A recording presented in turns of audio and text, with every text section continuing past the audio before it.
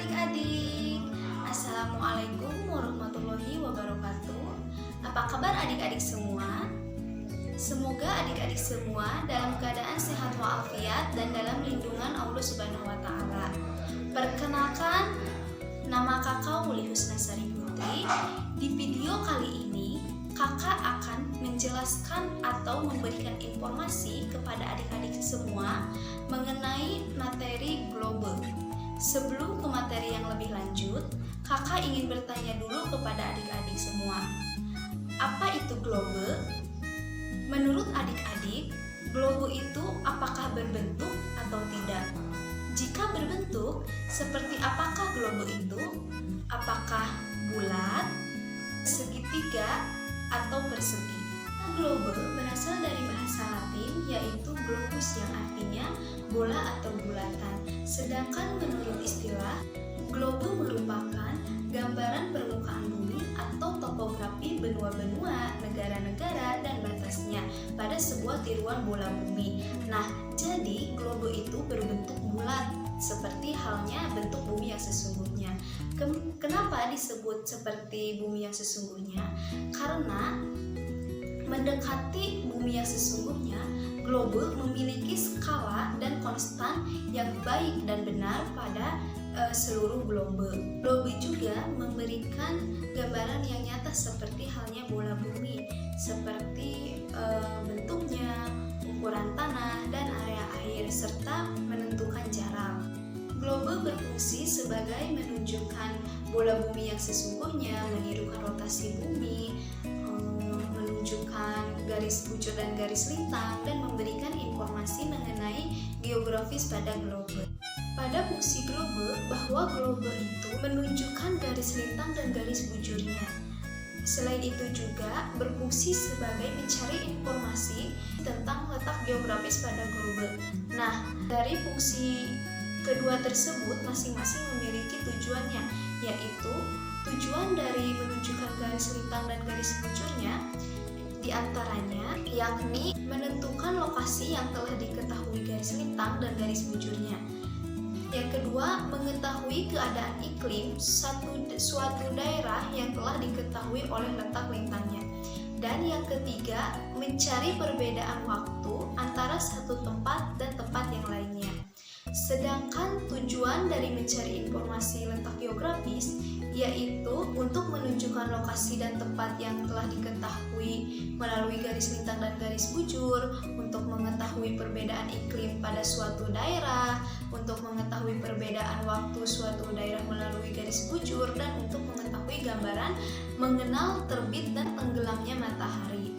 Selain memiliki fungsi, globe juga mempunyai manfaat yang sangat beragam, tergantung pada penggunaannya. Di dalam bidang ilmu pengetahuan, manfaat globe itu sebagai bisa dipakai untuk mengetahui suatu prosesnya gerhana, baik itu waktu terjadinya maupun tempatnya.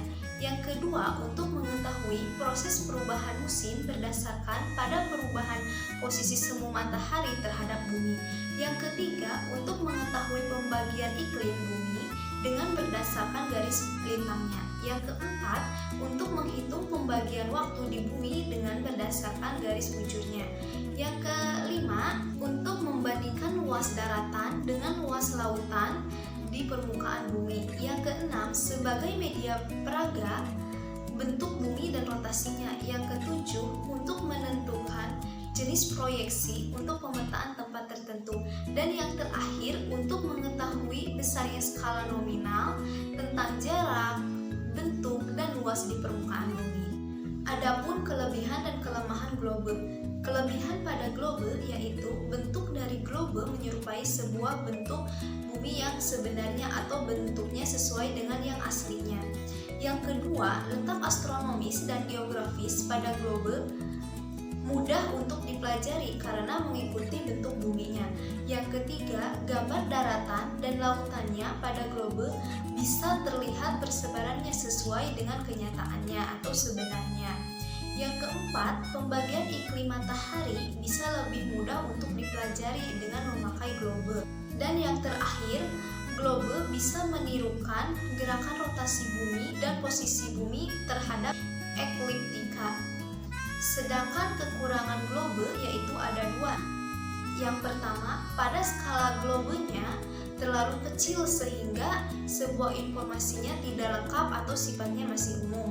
Yang kedua, globe tidak mudah untuk dibawa kemana-mana, berbeda dengan peta yang bisa dilipat. Struktur globe yaitu dilengkapi dengan garis lintang dan garis bujur untuk berbagai macam alat peragaan atau sebagai media pada satuan pendidikan. Nah, struktur globe ini juga merupakan garis ekuator yang dapat membagi bumi menjadi dua bagian, yaitu bagian utara dan bagian selatan. Nah, di sini kakak akan memberikan bagaimana gambaran struktur bumi. Supaya adik-adik dapat memahaminya, mari kita bahas secara bersama-sama. Pada gambaran struktur bumi ini terdapat yang ke-1 ada meridian utama, yaitu merupakan garis bujur yang menurut kesepakatan internasionalnya melalui Royal Observatory Greenwich London. Yang kedua terdapat garis bujur yang merupakan garis hayal yang melintas secara vertikal dari kutub utara sampai ke kutub selatan. Dan yang ketiga ada khatulistiwa yang merupakan garis hayal yang melintang secara horizontal dari arah timur ke barat, tepat di tengah dan membagi bumi menjadi dua, yaitu bagian utara dan bagian selatan. Selanjutnya ada garis lintang, yaitu garis-garis hayal yang melintang secara horizontal dari barat sampai ke timur dan berjajar secara paralel di sebelah utara dan selatan garis khatulistiwa dan memotong menjadi garis-garis bujur. Selanjutnya terdapat lingkar Arktik, yaitu garis hayal lintang bagian utara bumi yang mengelilingi kutub utara. Selanjutnya ada lingkar Antartika yang merupakan garis hayal lintang bagian selatan mengelilingi kutub selatan. Selanjutnya ada kutub utara yang merupakan titik geografis yang berada paling utara bumi.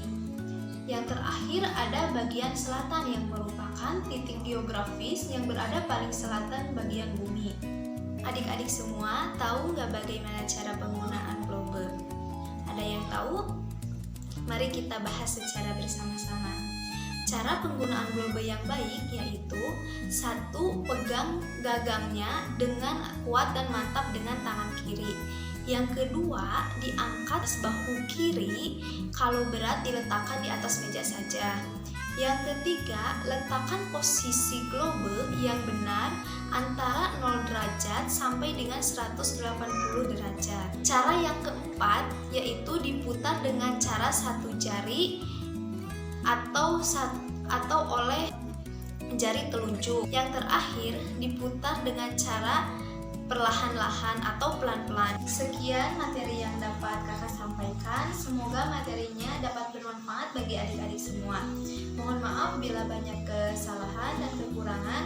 Wabillahi taufiq wal hidayah. Wassalamualaikum warahmatullahi wabarakatuh. Sampai jumpa adik-adik.